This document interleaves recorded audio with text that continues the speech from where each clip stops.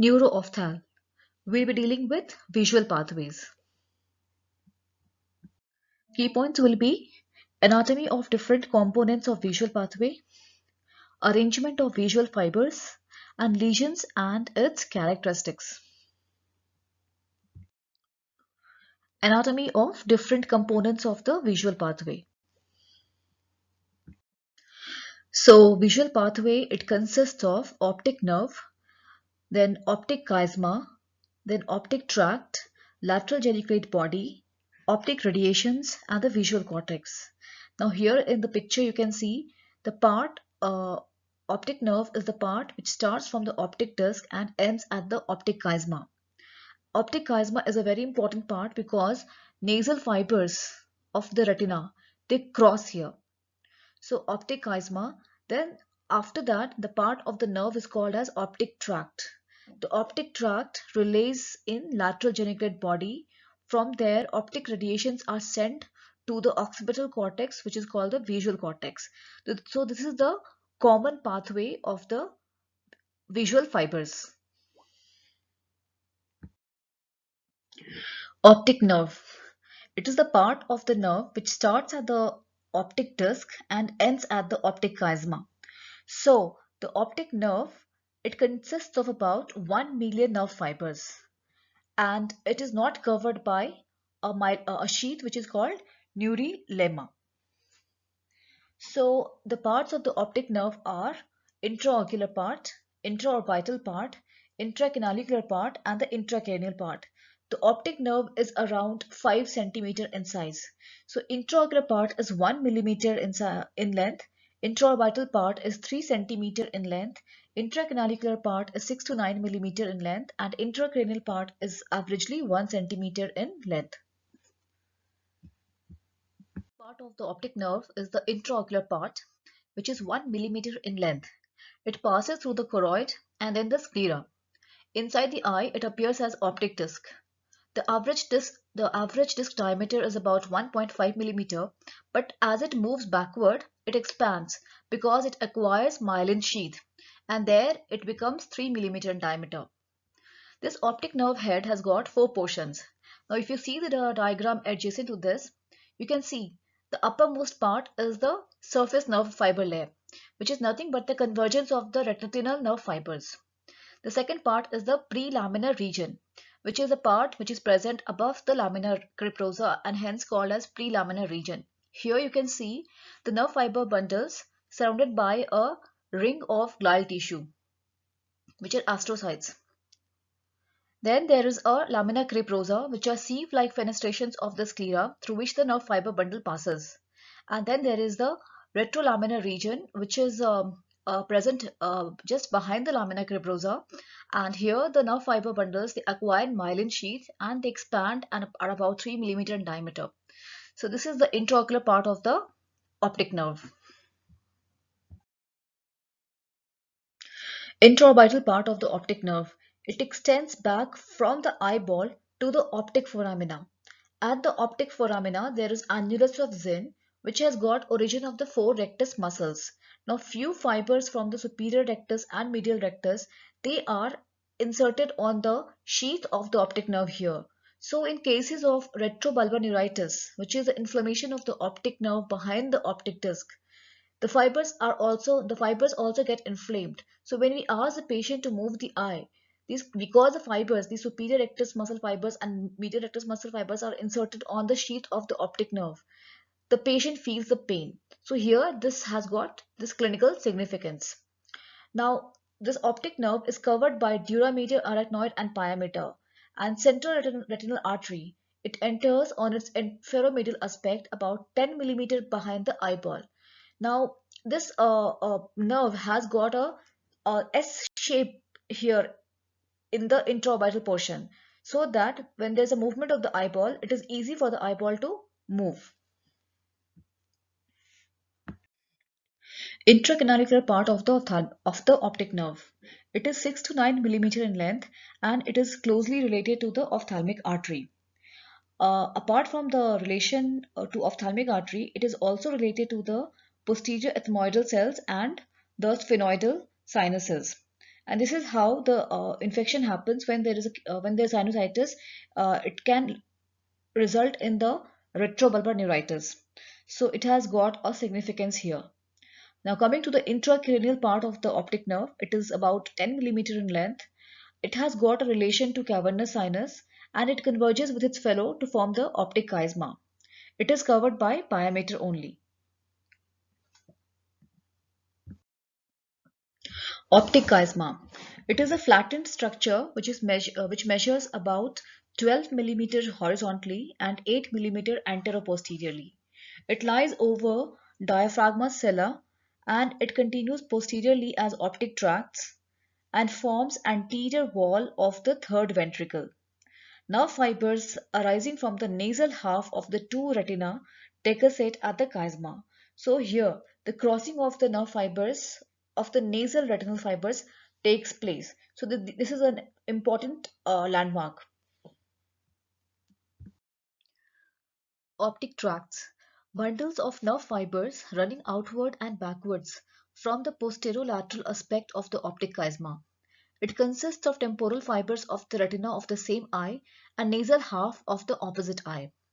Each optic tract, it ends in the lateral geniculate body.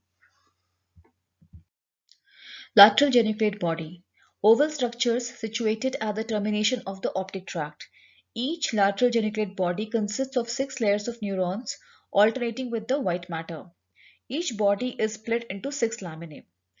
Fibers from the ipsilateral temporal retina end in lamina 2, 3, 5 and contralateral nasal retina end in the lamina 1, 4, 6. This picture here of the lateral geniculate body is showing the six laminae, and all these 6 laminae is actually divided into two portions. One is parvocellular layers 3 to 6, and the other one is the magnocellular layer, which is 1 to 2, which is not important which is not important to you, but it may be important from the PG point of view. Functions of the lateral geniculate body. It is a relay station to relay visual information from the optic tract to the visual cortex to gate transmission of signals to visual cortex. So basically both are same only. Optic radiations. It extends from the lateral geniculate body to the visual cortex. So fibers of the optic radiation, it spreads out fan-wise to form medullary optic lamina. The superior fibers of the radiation, which represent the inferior visual field. It proceeds directly posteriorly through the parietal lobe and relays in the visual cortex.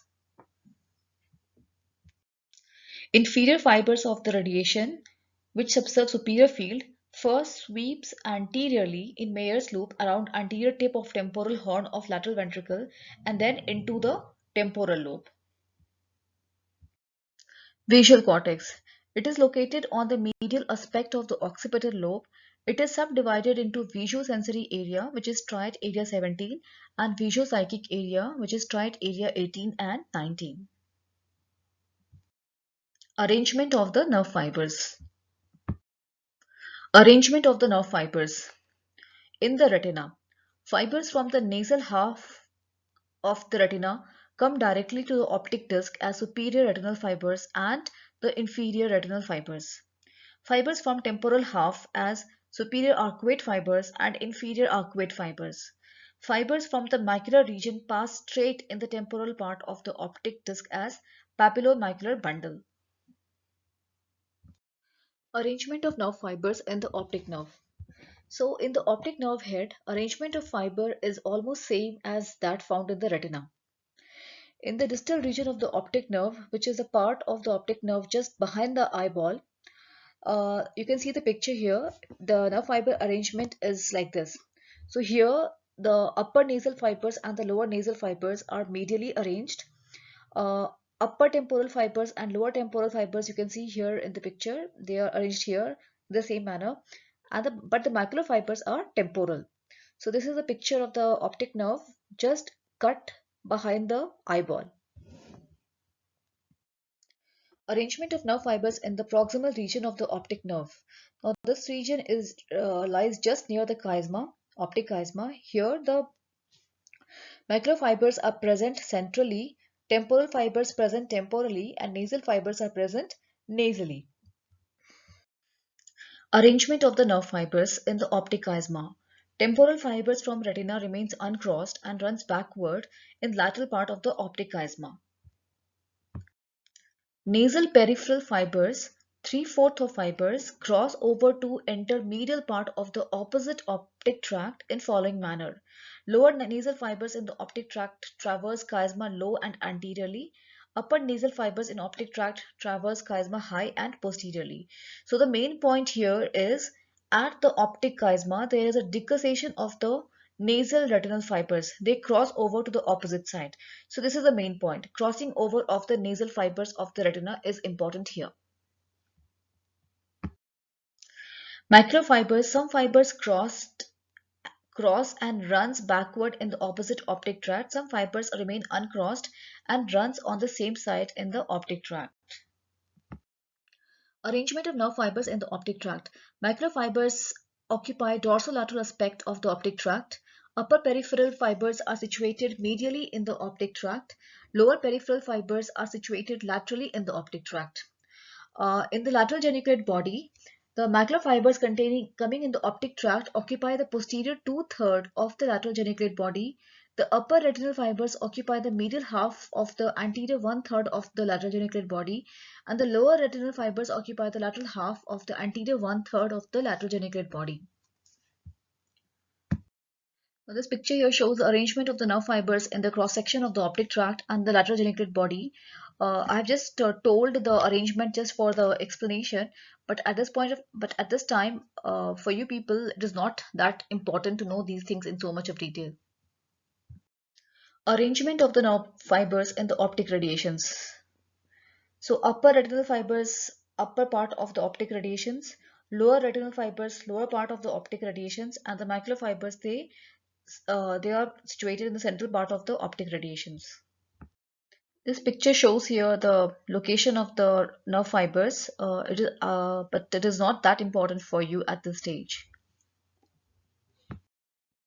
Now coming to the light reflex. When light is shown to one eye, both pupils constrict. So the eye in which the light is shown, that eye constricts, that is called direct pupillary constriction. Now if the contralateral eye constricts, it is called consensual light reflex.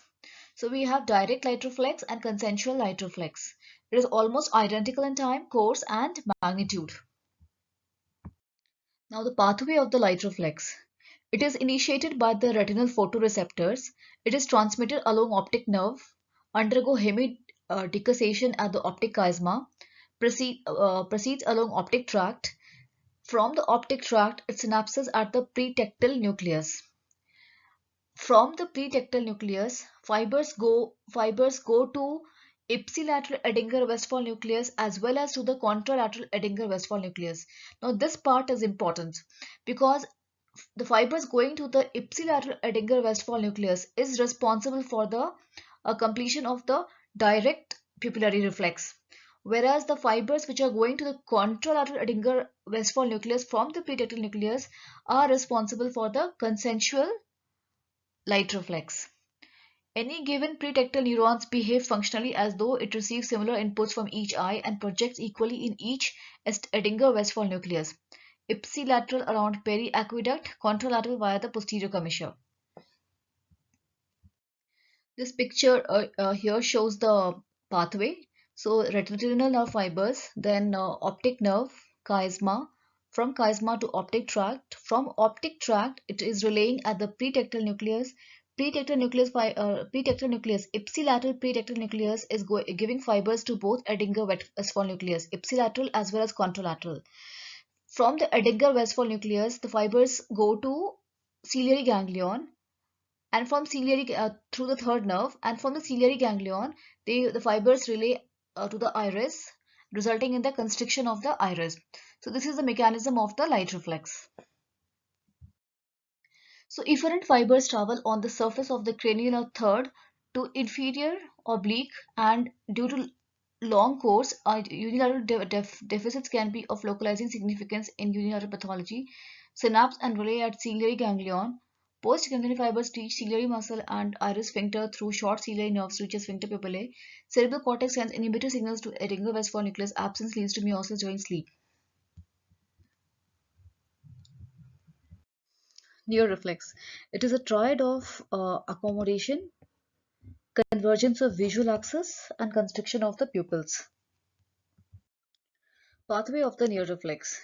So the stimulus for the neuroreflex is the blurring of the retinal image when object is near. So the impulse generated in the retina, it gets transmitted to optic nerve, then to optic chiasma, to optic tract, to optic radiations, to lateral geniculate body, to visual cortex.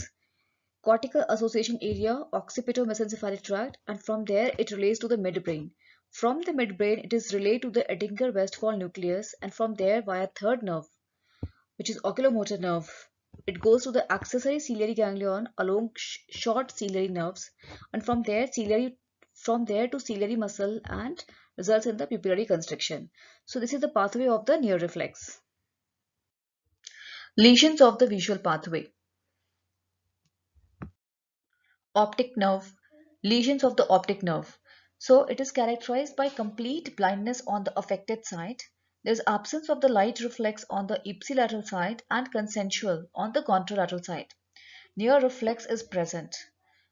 The causes are mainly traumatic optic avulsion, acute optic neuritis, and optic atrophy. So if you see the field, you will see the field as the affected eye is blind. So it is depicted in the picture as black, and the contralateral eye is having the vision because the optic nerve in the other eye is normal. So this is the field you will get if you do the field test.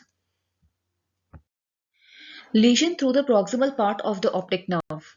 Here there will be ipsilateral blindness on the affected side and hemianopia of the contralateral side. There is absence of the light reflex on the ipsilateral side and consensual on the contralateral side. Near reflex will be present. Optic chiasma, lesion of the optic chiasma. So here central chiasma lesion. There are two types of lesion that can happen at the optic chiasma. So central chiasmal lesion, it will lead to bitemporal hemianopia. As you can see the field here, the temporal fields are gone in both eye. So that is why it is called bitemporal hemianopia, and this happens because of the nasal crossing, because of the crossing of the fibers. Second is bitemporal hemianopic paralysis of the pupillary reflex. It also leads to the partial descending optic atrophy. Causes are pituitary tumors, craniopharyngiomas, and suprasellar aneurysms. Now, as I said, optic chiasmal lesions are of two types, central chiasmal lesions and the lateral chiasmal lesions. So, lateral chiasmal lesions, it will lead to binasal hemianopia. Binasal hemianopic paralysis of the pupillary reflex also leads to partial descending optic atrophy. Causes are internal carotid aneurysms, lesions causing distension of the third ventricle. Lesions of the optic tract. It causes incongruous homonymous hemianopia, same side hemianopia, contralateral hemianopia, pupillary reactions, Wernicke's reaction, partial descending optic atrophy, and causes are syphilitic meningitis or gamma tuberculosis and tumors of the optic thalamus. Lesions of the lateral geniculate body. Incongruous homonymous hemianopia, sparing of the light reflex or the pupillary reflex, and partial descending optic atrophy. Optic radiations. Features varies depending on the site of the lesion. First, involvement of the total optic radiation, it will lead to complete homonymous hemianopia, which is more congruous. Involvement of the part of the optic radiation in temporal lobe. Superior quadrantic hemianopia, pie in the sky. Involvement of the part of the optic radiations in the parietal lobe, inferior quadrantic hemianopia, pie on the floor. Lesions of the visual cortex, anterior occipital cortex, homonymous hemianopia, sparing macula, causes occlusion of the posterior cerebral artery. Tip of occipital cortex, homonymous hemianopia, macular defect, causes head injury, gunshot injury involving the tip of the cortex. Thank you.